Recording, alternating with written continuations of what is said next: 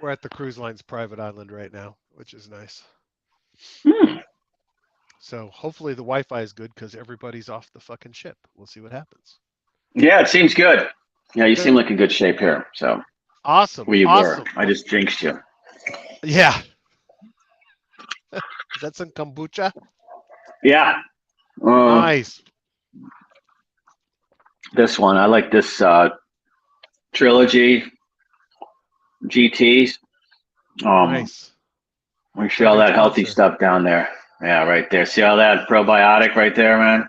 Clears up your gut. That's what that's what you drink it for. That's right. Um, It's good no, it's shit. funny because a lot of that stuff came out of oh, and you can get it with alcohol too, just so you know. Really? I was surprised getting carded at Whole Foods once. I was like, "What?" They're like, "It's a 6% alcohol," and I'm like, "Better give me two." I didn't know they had it like that. That's pretty Yeah. good. So you could drink and feel like you're being healthy. I like that. Well, look, I mean, in lieu of a beer, if everybody else is drinking beer and you don't want to drink beer, drink one of those. It's like a 6% alcohol, like I said. It actually has a refreshing kind of sparkly flavor to it. That's So awesome. it's thirst quenching too. But It's funny. The other night I was at a party. Our little, we have this little group of families, and uh, I don't drink very often. mhm. I drink maybe 2 or 3 times a year, a couple of beers. But I love the taste of beer. And in the past, years ago, I had tried the non-alcoholic beers, and they sucked. Yeah. And one of the guys at the party was drinking something called Athletic Brew, and it was an IPA, and it tasted fantastic. Like I felt like I was drinking. It was really good, really, really good. I didn't know that non-alcoholic beer had come so far, but anyway, it Well, was good. yeah, because everybody, once you get over 35, you start realizing that you really like the flavor of the drinks, like say Scotch on the rocks. But, Uh-huh. when you get to know the bartenders, of course, that everybody's pouring triples all the time, and you're like, that's not helping me out.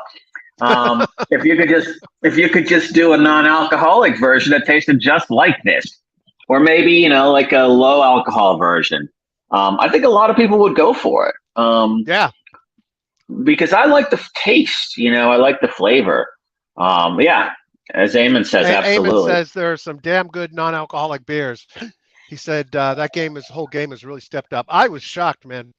It was crisp. It tasted exactly like something I want to drink. So I'm gonna get some of those. Well, it's kind of Tell like me. you can drink Michelob Ultras, and Yeah. it's almost impossible to get intoxicated on those, but they don't taste like anything. Right. If you could drink IPAs that have that level of alcohol or lower, that's like the magic bullet to me. Absolutely. Because you go out with your buddies, drink two regular beers, and then put down four non-alcoholic beers, while watching the game. I mean, you're probably not going to drink four non-alcoholic beers because there's something about that addiction part that doesn't quite pull the quantities up. But you get my point. It's a way to be Yeah. safer all around and smooth it out. Kind of like when you go to those like happy hour dinners, you're always like, serve the best wine first Right. because at the tail end, it doesn't matter if you're drinking, well, maybe not $3 wine, but it doesn't matter if you're drinking $10 wine or drinking $80, well, $800 wine. You're not going to really, you're swilling at that point. Let me put it that way. So, Absolutely. but Absolutely. I Well, the remember funny thing is, non-alcoholic beers. It was just O'Doul's and Klosterhaller or something like that oh, back in the Duels, day. that's it. I couldn't remember their name. Oh, Duels. Horrible tasting. Oh, Horrible tasting. bad. Eamon Yeah. says he had amazing non-alcoholic champagne and non-alcoholic whiskey. He Wow. said it's the bomb. I don't know if I go that. I mean, champagne I might try, but I don't mind.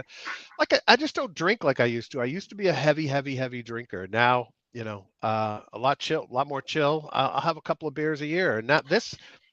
I love the flavor of a good beer. You know, so Yeah, it's thirst quenching, particularly after working out. I mean, I just love chugging that beer after exercising.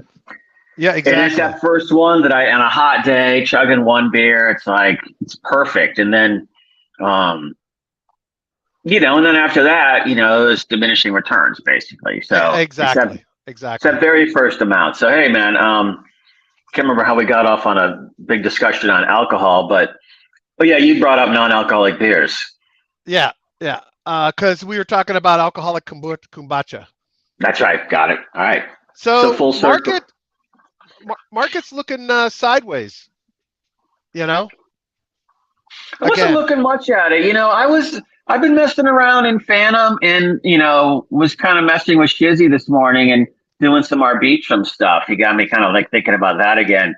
So I'm not really too worried about, these numbers. I mean, they look okay to me. But you're right.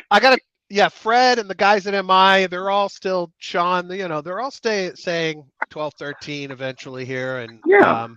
a lot of people are talking about, a run up right now coming up and then a big dump after that. So, who knows? We'll see. Yeah, I don't know. I mean, everybody's been saying that number for like a year. Yeah. And I have no doubt that it's coming. But didn't the fractal say something like October? And so we didn't get it then. Yeah. Are you guys still circulating fractals over there?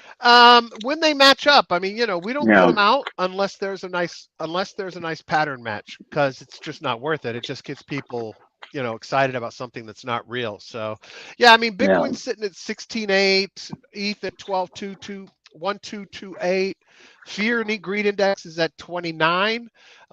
Bitcoin dominance is trying to recover a bit. It's at 37.36. So, this sideways shit is great for our mean reversion indicator. So I'm running a bit here, and we'll see how it goes. What I was doing this morning is yesterday there was, curve staked on Geist was yielding 40%, I think. So, right. I put my curve there for the day. Now it's down to like 14%, but still, and there's ETH there for 7%. I actually started borrowing on Geist again, just because I'm just crushing it on the platform fees and the when people come out of early vests or come out of vests, they pay a penalty, and that's just skyrocketed. So, what I figured out is that you can be just minting ETH in the reward section. I mean, not ETH, ETH too, yeah, but Geist like crazy, and then putting it in and looping there. I kind of pulled out of the zero VIX, nothing personal, guys, but I realized that Geist has all the same stuff, basically, just higher yields, and I'm not getting the zero VIX token for it. So I'm messing around there. So I invite everybody to look at Geist. If you got Curve, you can still get like 14, 15% there. But you can borrow FTM and Phantom and basically get paid, a net 12% positive to borrow it, and then go buy go buy Curve and put the Curve back in at the 15%. You could do some interesting looping over there right now that I've been kind of playing around with because I just believe in Geist. So, that, and then I've been playing around in GMX on Arbitrum, doing the perp stuff. And I love that too. So there's you're right. This kind of sideways action just causes, you to force trade basically, to not hold. And then the other one I looked at this morning was, umami. Shizzy was talking about umami, and I had remembered something with that from like RB's Finance, like a year and a half ago on Arbitrum. And so I went in and looked at what they're doing, and that's one we need to start looking at more too, because they have some pretty interesting stuff going on. What the hell is it? I've never even looked at it. What is it? It's like it's got yield vaults and things like that, and the regular plays that you see in other areas. But the tokenomics are right. I've got a video that Shizzy sent me that somebody put up that I thought was really a good explainer of it. I'll message it out so you can put it into the show notes. Put it in the group. Did I? You put it in the group. Okay. Yeah. Good. Just because I think we need to spend more time there, because they're definitely on Arbitrum, because they're definitely going, they're in the Polygon world. So on the layer 2 stuff, and they have interesting activity. And also there's the potential of that, long rumored Arbitrum, airdrop token issuance thing. Right. So it makes sense if you're doing swaps and things already. See if you could just do it there to get yourself eligible for anything that may or may not happen. But the chain's good. Everybody's been talking about that chain, and I've been in and out of it for the last year and a half. Right. And I can't remember the exact compelling reason for. Shizzy can weigh in here if we got comments going. But there was a very specific thing I liked about the tokenomics and how they get the yield. Eamon says they're a reformed rebase token. They went from rebase to doing really good stuff. Delta neutral GMX USDC strategy. Yeah. So cool. Very cool. I'll check it out. I haven't taken a look. So, by the way, speaking of Eamon, let me get this one open. And folks, I can't share screen on the iPad. So I'm just got screenshots, unfortunately, to run. So I can't really run through demoing anything. But Eamon pointed us to 0x Clever, and hadn't heard of it before. But essentially, it's similar to an Alchemix, right? So you put money in. You can just earn yield on the money that you put in, but you can borrow up to 30% of what you put in, and the yield goes to repaying the loan automatically. And they've partnered with Frax, so they're doing a lot with the yield being generated from Frax-based pools. So Frax USDC, TUSD Frax BP, LUSD Frax BP. So interesting to see another player in the space similar to Alchemix, but it sounds like they're getting a little more aggressive with the yields, which is something Alchemix has added, but they haven't gotten too aggressive yet with the yield potential there. Now, Alchemix's new partnership with Frax probably leads me to believe they will start yielding the Frax infrastructure to get some yield. But anyway, it looks like a nice platform and protocol. I'm going to take a look at it and see what else is going on with it, because I haven't had a chance to deep dive here from the cruise. But Eamon, thank you so much for shooting that over, to tagging me on Twitter about it, because it looks like a good play, and I am always open to seeing competition in the space for my favorite protocols, because it just grows the space. So that's good to see. Yeah, I'm just looking at what this is. Oh, Clever DeFi, CLVA. Is that what we're talking about? Or Clever? No, at Clever USD. 0x Clever on Twitter, and then I can't. Here, let me see if I can open up there. No, I can get it on that. That's perfect, because I was in like 3 Clevers out there. Thanks, man. Got it. No problem. All right. Anyway, looks pretty good. Looks like they're doing some compelling stuff on the yield side for paybacks, and as well, you can earn yield rather than borrow against what you've deposited. So website. So this is out of Aladdin DAO. The project's out of Aladdin DAO. So the website is clever.aladdin.club.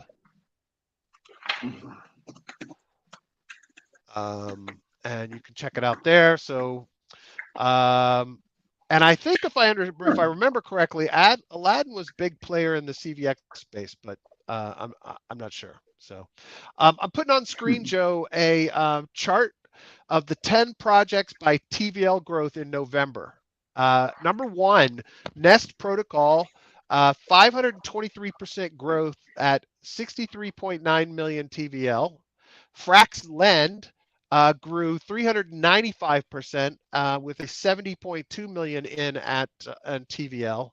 So those are 2 I've heard of. This next one, Morpho, which is an Aave project I haven't looked at, 328% growth at 265 million TVL.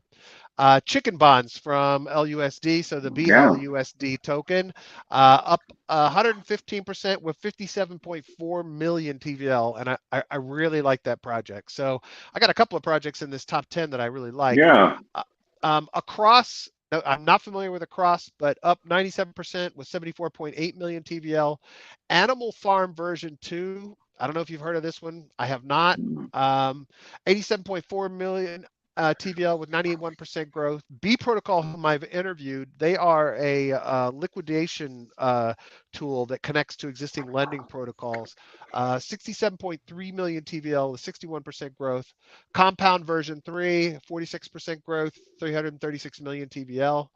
Venus, I don't know if I remember Venus or not. 40% growth, 1.27 billion TVL. Yeah. That's what's funny about this chart. You're kind of looking at the big bars on the left, and oh yeah, Nest was 63.9, oh 500%, and you kind of go down, down, down, and you're like, oh wait, 1.27 billion. It's like, somehow that, even though it's only 40%, and I get the purpose of the chart or the intent, there's a compelling story going on there, still cranking at 40% with 1.27 Yeah, that's like what? B. That's like $250 million growth, right? I mean, you gotta think somewhere in there. Yeah, that's what, $500 million in that time period. Yeah. Whereas the other ones, are going from like 10 to 60, let's say. That went from like 600 to or 700 to 1.27 B. Yeah, and across, go ahead. Eamon says it's a great bridge. Across is a great bridge. Yeah. I've been running into them. It's something that's at the front of my mind. I just can't remember what I was looking at them for. But yeah, that name's been floating around in some different worlds. I don't know, maybe it's a Twitter campaign or something, but it looks familiar. Whereas Morpho doesn't look familiar at all to me for some reason. No, Railgun up 21%, 57 million. So anyway, just thought that was some interesting data coming in. Let's see what else. Oh, I thought this was interesting. Another story about Ledger when they announced the Stacks thing. He did an interview with The Block, and they said that he mentioned Apple and Apple business models 15 times during the interview. And this is the company that hired the Apple designer of the iPad to design their new wallet, right? Their new hardware wallet. And evidently, he's not only talking about potentially going public, he's also talking about having some kind of app store, which would make sense for a wallet, right? And the other interesting thing was, of course, although it's not a shocker, November was one of their best months ever for sales because, everybody said, holy fuck, I need a wallet after FTX. So, this company's in a good place. And if they keep innovating and keep trying to be a leader and do cool things and kind of model themselves after the way Apple was built and how Apple built products, that's not a bad model to follow. And that's a stock I would buy long before I bought Coinbase. So, Which one? Apple? Ledger.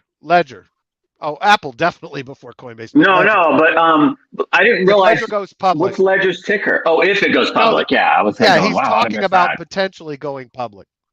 Okay.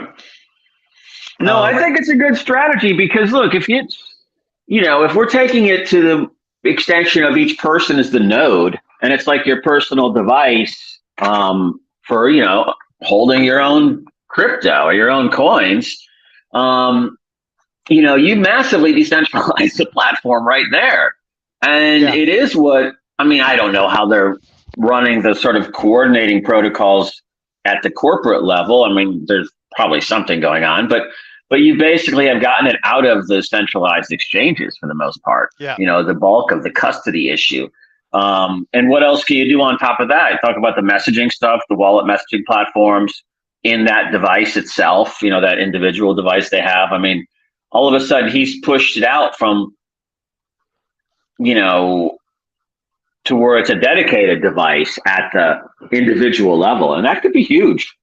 Because think about it, we came from communications in like our phones, which then went into, everything else. But now if you come from like a wallet perspective first and then go out to everything and add comms or add the other pieces to that puzzle, now you just massively decentralized the whole infrastructure. Yeah, absolutely. Oh, that's right. That's right, James. James said Across just did an airdrop as well, so it's been talked about recently. I got to get in there and check and see if I got anything in there. I don't know what the qualifications were. And actually, you know what? I'll bring this up tomorrow. But the guys at Bankless brought a project out the other day that allows you to connect your wallet and find any airdrops you're missing and any that are upcoming. I think it's like I think their subscription model like $250 a year, but I connected it briefly to one of my wallets and they said I had about 600 something in value sitting there, but I didn't finish the sign up, so I got to go do it.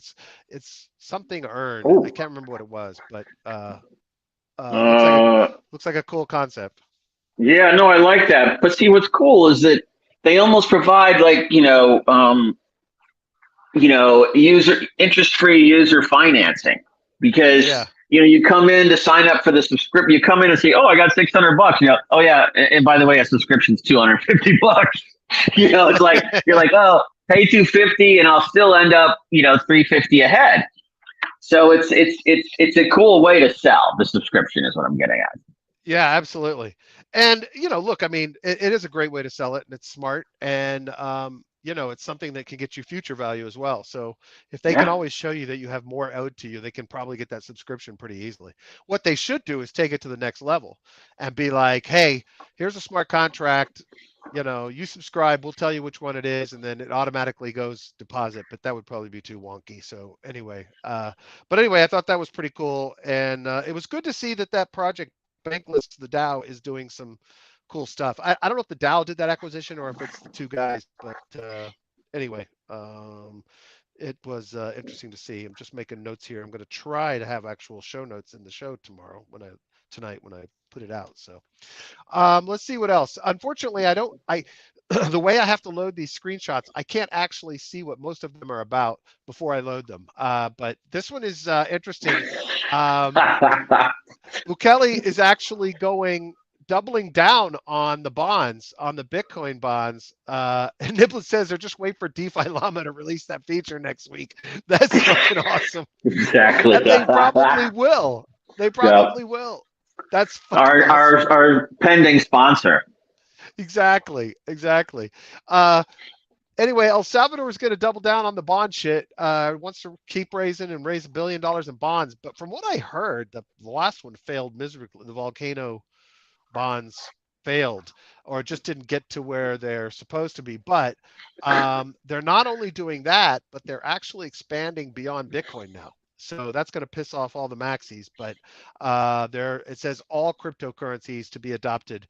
And this should pass because his party controls Congress there. And in the past, when he wanted something to pass and it wouldn't, he would just bring the military into Congress and get past what he wanted passed. So yeah, all six of them.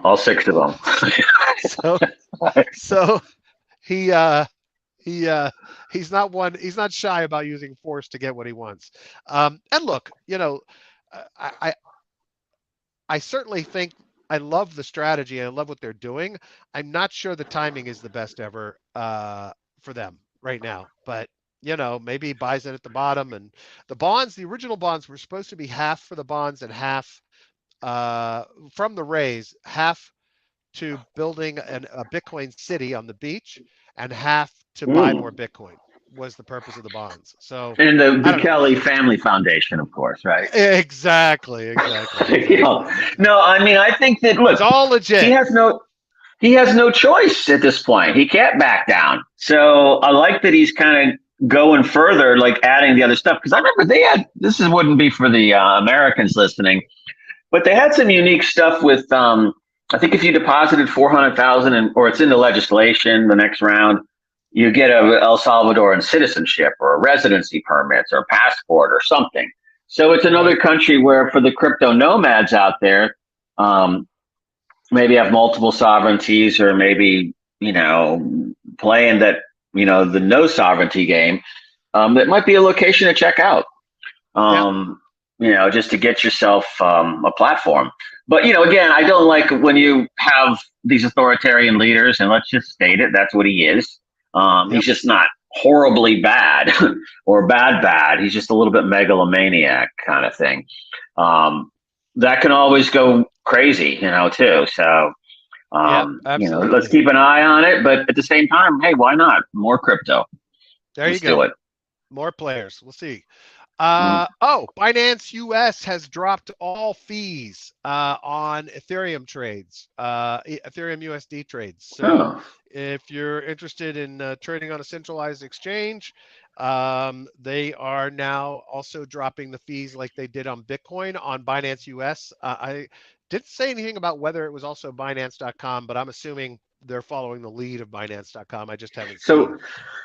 So does this mean that when people come in with a debit card or something like that, or a credit card and buy Ethereum, they don't pay because this is USD, so they're not paying any fiat trading fees, or are they just Yeah, saying so if you're on the platform already just trading around, there's no trading fees whatsoever every time you it's trade?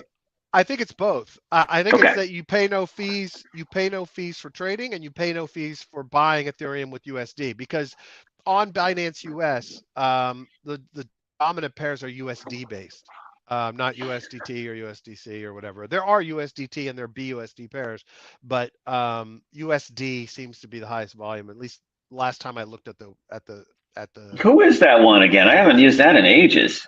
Who is Which one? USD?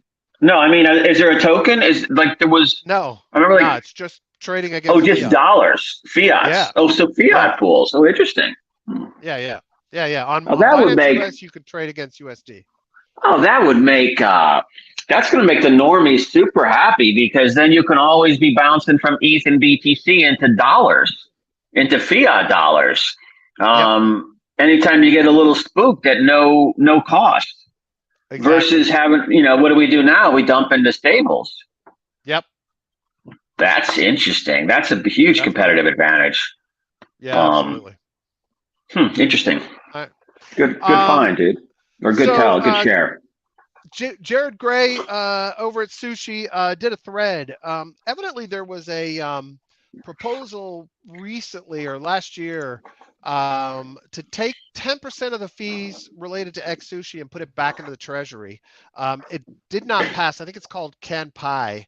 And he's now doing the rejuvenating that proposal, and he's actually making it 100% of fees to go in and rebuild the treasury. Because if you remember, we talked about yesterday, there's only about a year and a half of runway Hmm. left in the funds they have in the treasury. Now, evidently, there's been some folks getting pissed off about it. But at the end of the day, he's basically saying in this thread, we got to do what we can do to save the and rebuild the treasury so we can keep Well, paying the talent we have. I mean, the obvious question to be asked is, I mean, when he says treasury, I'm thinking of it as the equivalent of working capital in a Yeah, firm because, exactly. so it's his burn. So he's got a year and a Yep. half of burn left. So you might want to look at what you're burning the shit on. And I'm going to bet a lot of that burn is at the top. That it's CXO level management because they've been rolling in. They bounce back and forth with two or three different management teams, and he's there to try to systemize everything. I guess make it real. Um, but I remember there was a lot of argument over his deal at the beginning when he was Well, coming so in. part of what he says in that thread, I don't think there are other C-level people. I think they killed all those other deals and people that were working there. No, He's the primary top level guy, and then there's basically the whole team. It's a fairly flat organization still, I think. They did hire an accounting firm to do full auditing of the treasury and everything that's in there, so that's coming soon. He also gave back. There was $250,000 set aside as severance for him, and he gave that back and released rights to it to put it into the treasury. So I think he's making all the right moves, and I think he's building it up. And one of the things he talks about in there is everybody. He says everybody complains about what they pay the talent, the developers on the team, and he's like, if we don't keep up, we will lose them to no, other yeah, no. I projects. didn't mean to. Yeah, Yeah, you I know can't you did. skimp there. No, I No didn't mean way. that. That's No, that's where all the no. money's got to go. Yes, I don't absolutely. think they're very top heavy. I think now they're pretty lean, but he's basically saying, look, people, if we want to keep this project going, the treasury has to have revenue. And what he's saying is for 1 year, he wants 100% of those fees to go to the treasury. Now, there are other aspects to this, right? So the idea behind these fees originally, these are separate fees from the normal fees on sushi. Yeah. This is related to xSushi, but the original idea behind this was to try to incentivize people to stay in for a long time. And what happened is it didn't work that way. So what he's also saying is he wants to restructure the tokenomics and the incentives so that people have an incentive to stay locked up for a long time in providing liquidity. So I think they're doing a Hmm. lot of the cool things they need to do to revamp this protocol and make things better. We'll see Yeah, what it's happens. it's hard. It's hard though because even like last year, a year ago, we were getting inclinations that there were too many dexes out there, too many like of these similar types of protocols, and there has to be consolidation. I mean, I was on Yeah. Spirit Swap this morning, loading up some tokens into a 3-year vault. Because I'm like, well, it's going to make it or it's not. And Right. so I don't want to be worried about what's going on. Just lock that shit up for 3 years and move on. But, to the, treasury building activities, basically, let's say. I mean, Yeah. that kind of stuff, is how you do it.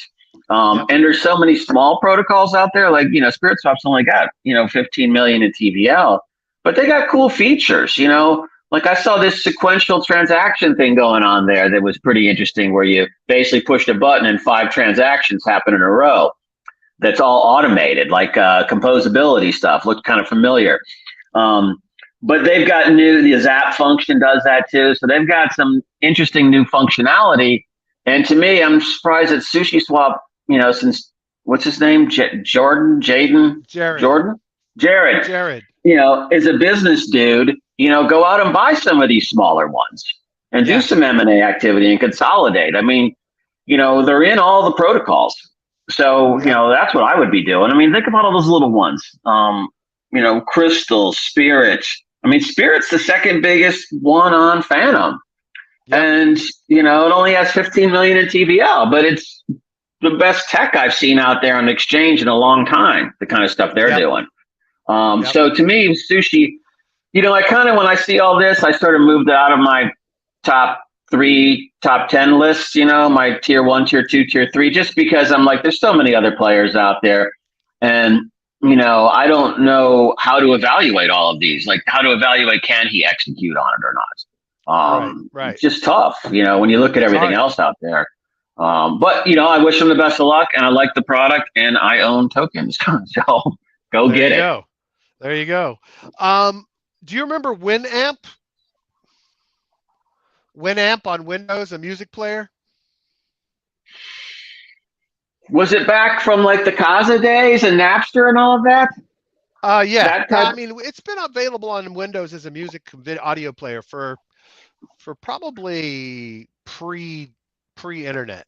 And it evidently has a big, giant user base still, installed user base. They now support connecting your wallet to their player on your machine and being able to play any music or audio or video NFTs that you have acquired.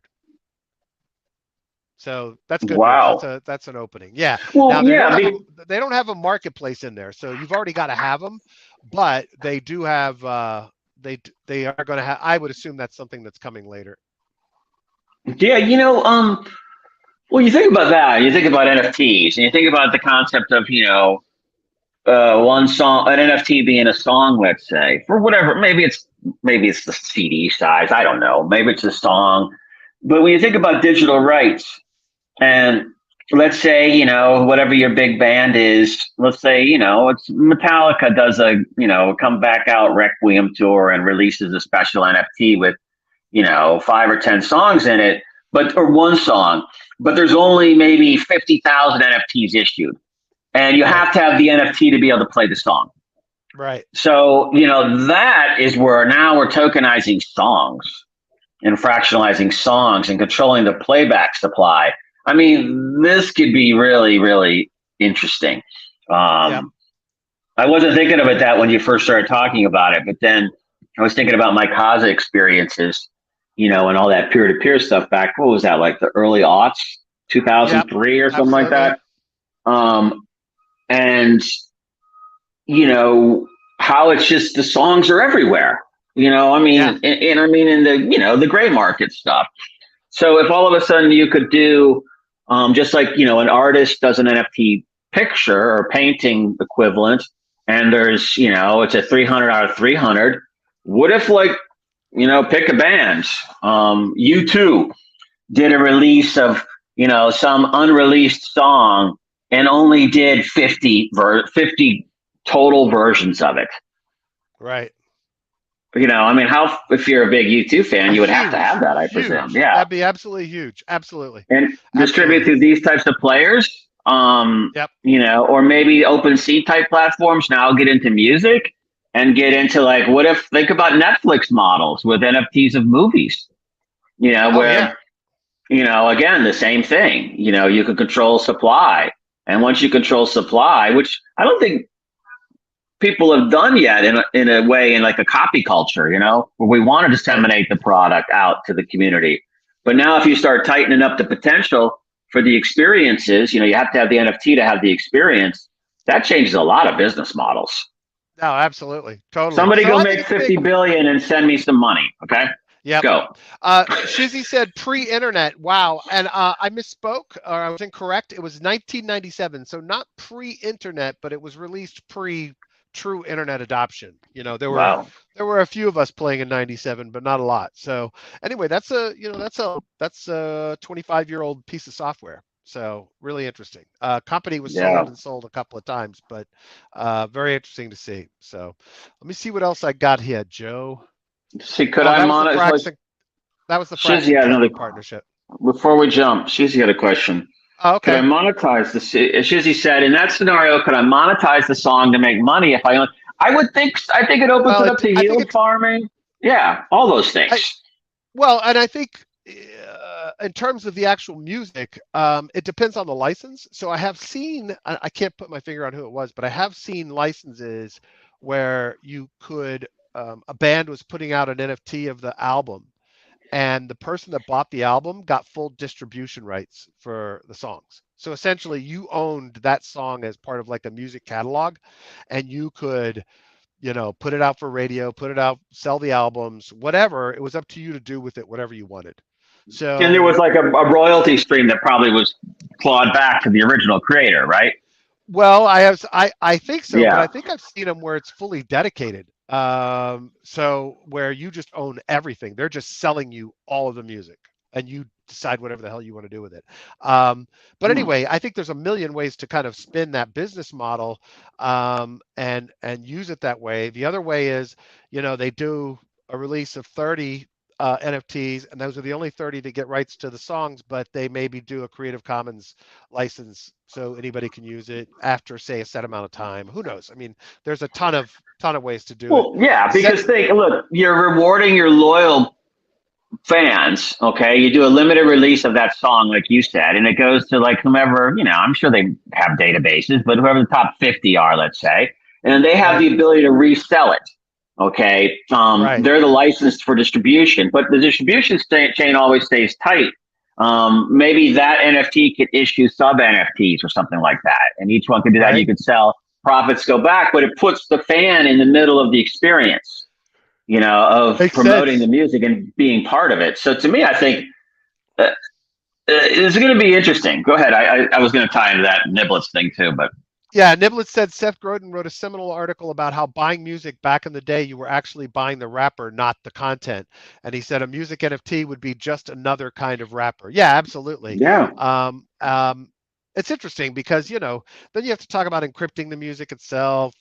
But I think there's a lot of interesting models that are going to come out of this. I truly believe it's going to get really, really interesting here. Because just really follow up real quick. So you take that, whatever action can happen within that NFT, whatever economic activity you can generate. And then remember, that's also now, I guess, if we have Ledger's CEO's vision, fully materialized, that's coming to a handheld, you're controlling that with your keys basically on that handheld device, just like you would at a Ledger Drive. So now you've decentralized the whole process out. And again, now you're able to execute on, say, the creative content stuff and distribution of music content, again, from that device, basically. Yeah. So you've decentralized it. So how that device now comes into the markets is going to be really interesting, because that's the potential, toll booth placement. People are going to want to kind of access that stream and try to get in between it. And that's what we have to be careful to resist. Yep, absolutely. Absolutely. All right. The last thing I have today is something we shouldn't even have to fucking say at this point. But evidently some projects have been scammed on Telegram from people trying to convince them they work for, and I've had these come-ons as advisors to some projects. They come on, they say they're from Binance, they say they're from Gate.io, whatever, and that they're a listing agent or they're a listing salesperson, whatever, right? And the old scam was that they would just try to get you to send them money to get a listing on the exchange for your project, right? So, they played on the fact that people desperately wanted to be on big exchanges, so their token would run up. And, we've already kind of put out the word that that's a scam, but evidently it's not bad enough. Now, they are posing not only as exchange representatives to get you listed on Binance, et cetera, but they are also posing as venture capital firms. And so what they're doing is they're engaging with people on the projects, especially the ones who are the founders who have, the keys to the wallet on their machine, the treasury wallet or whatever on their machine, and haven't done proper securing of the treasury. And they're getting in this discussion about being a VC and investing, and then they're sending them a spreadsheet that has malware in it, saying, here's what we're thinking about, here's the terms, blah, blah, blah. And the founder opens the spreadsheet, and of course, the wallet eventually gets cleaned out. So a couple of things to say. Number one, exchanges and venture capitalists are not going to reach out to you on fucking Telegram. They're not. They're not. Exchanges don't have to go sell listings anymore. If an exchange is still taking money for listings, and Binance and most of the majors ones do not, then you got to go to them and you got to get their attention. You got to pitch them. They are not coming out to look for you. But secondarily, a VC may enter into a conversation with you, right? And there may be VCs that are looking at projects and they may instigate a conversation on Telegram with you. But there are a million ways to verify that they're legit. The first is make them send an email from the actual domain, make sure there's no characters missing, et cetera, et cetera. The second is get on a call, right? Verify who they are, see a face on a video call. But the third thing is don't open a fucking file. I mean, just don't open files, guys. Tell them to put it in a Google spreadsheet. Tell them that you can look at online. Tell them to send you a screenshot, right? There is zero reason for you to be opening an Excel spreadsheet. It is 2022. Basic antivirus hygiene says you don't know somebody and they sent you a fucking file, delete it immediately. That's just the bottom line. If the person sending it to you gets aggravated with it, fuck them. They're not really looking out for your best interest. They should be glad that you're not willing to open that. So anyway, just, please, people, try not to be completely fucking stupid. Do you remember the viruses from like the 90s? Like do you remember the love bug? Yeah. Remember that one that was coming on attachments? Yep. And it was basically an Outlook related thing, I think, because this was pre-Gmail and all of that. Yeah. And so you always, at Outlook, you always strap on, Norton or McAfee or somebody like that to scan attachments. And so everybody clicked on it because it came from someone that you knew. And then, they got tanked. But then when everybody moved to cloud email, I don't even use any of that stuff anymore just because everything pretty much goes through either a Microsoft or Google, platform server. And I figure they've got the best around.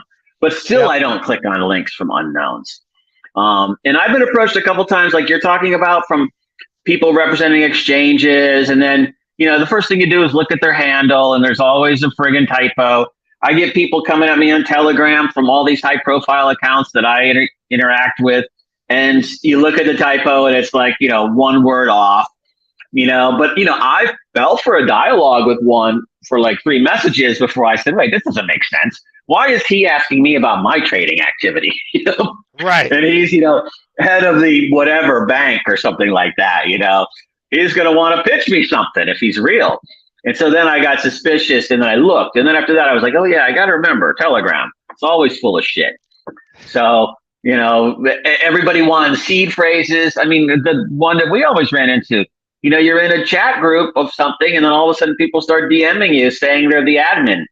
And, if you're talking about a token and they want to know how to help, and then people say something, oh, I can't find all these tokens. And then it's like, well, send me the seed phrase and I'll take a look.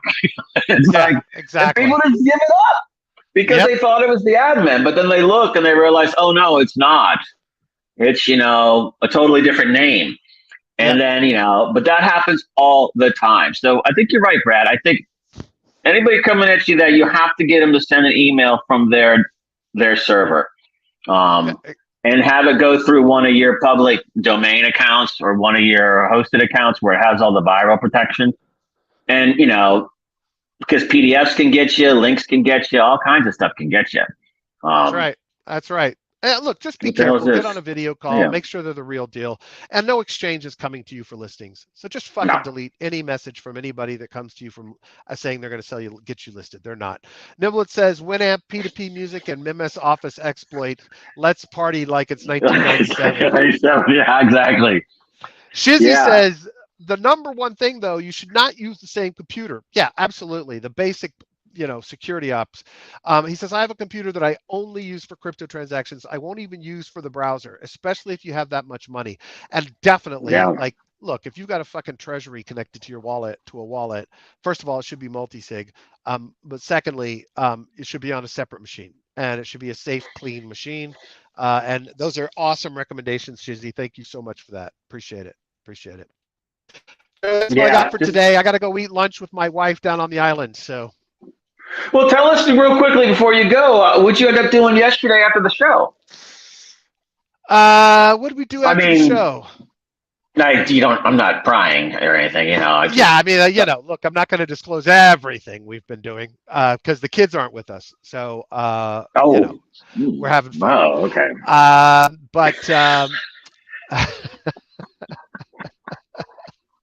No, I mean, any activities? Like you're going on the island today. Did you have shuffleboard up on the Lido deck or haven't done that yet. Karaoke? This morning we just went to the beach. Last night we went to a show that had some potential, but whoever did the choreography and shit didn't know what the fuck they were doing. Oh, went and listened to some jazz before dinner last night. That was night. Last night was formal night, so had a little prime rib. And the nice thing about a cruise ship is you can have as many of each course as you want. So if you want to taste 3 different appetizers, you can. If you want to have 3 different entrees, you can. 3 desserts, whatever. It is definitely this kind of decadent thing. Unfortunately, the people that are waiting on you are Filipino. Are from places where the money is not flowing as readily, so you feel a little guilty gorging yourself on multiple entrees with those folks. But it's I know it must be tough when you're kind of loosening up the spanks. Exactly. And you're a little Filipino crewman who's coming from a little village where everybody's starving to death. You're like, oh yeah, bring me a little more of that foie gras, please, and a bigger glass of Sauterne next time. I want to up my cholesterol. Brad doing vacation rings, sans niños. Yeah, niños, yeah. And there will be no more niños. Anyway, having a great time. Oh, wouldn't that be hysterical? Wouldn't that be funny? A free cruise turns into a $2.5 million obligation. No, it will not happen. That was taken care of during the C-section of child number 2. That is not a possibility any longer. So, anyway. You put it on her. That's interesting. All right. Yeah. They were already in there. No snip for Brad. They were already cutting her open. Shizzy says, "I can't wait till I'm as rich as Brad too." You don't want to become that rich. Because you won't need that second machine for crypto. That's right. Great show, guys. Thank you. Thanks, guys. Appreciate you. Love you. Listen, Joe, in the last year, so far this year, we've done 12,529 minutes of show. Since the first one, or I mean this year? Since this year. The Spotify sent a little year summary. Yeah. We had a 66% growth in subscribers and listeners.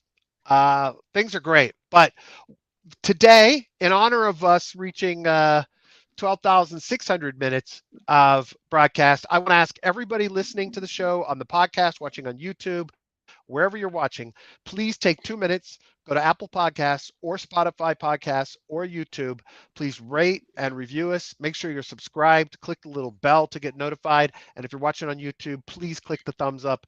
Everything you do like that helps boost us and helps grow the show and grow our reach. And, we're on a mission here. So would appreciate everyone. Please take 2 minutes. Go do that right now. If you like what we're doing, if you appreciate what we do every day, we would really appreciate you doing that for us. So thank you, Shizzy. Thank you, Niblets. Thank you, James. Thank you. Amen. Thanks for all the tips. Thanks for the info. Thanks for the feedback. We love you guys and appreciate you. We're always open to hearing more from you. And I hope everyone has a wonderful day. We'll be back tomorrow. Joe, it's a day at sea. I have no clue if the Wi-Fi is going to be worth shit or not to connect.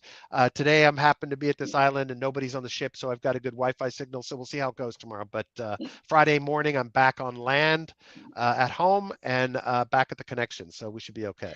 Well, let me know if we need to throw up another Starlink for you, okay, Joe since you're froze out up, there. or I froze up. I'm not sure which.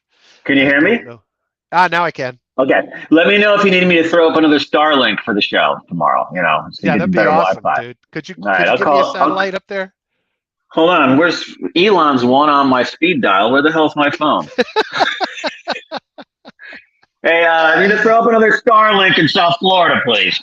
There you go. There you go. All right, buddy. You have fun today, man, and stay out of trouble. And everybody who's listening, be safe in whatever you do as far as investing. Don't FOMO. Be sane. Go in nicely. Manageable chunks. Look at stuff. Learn. Don't blow the bank. Be safe. All right. All right. Have a good one, Joe.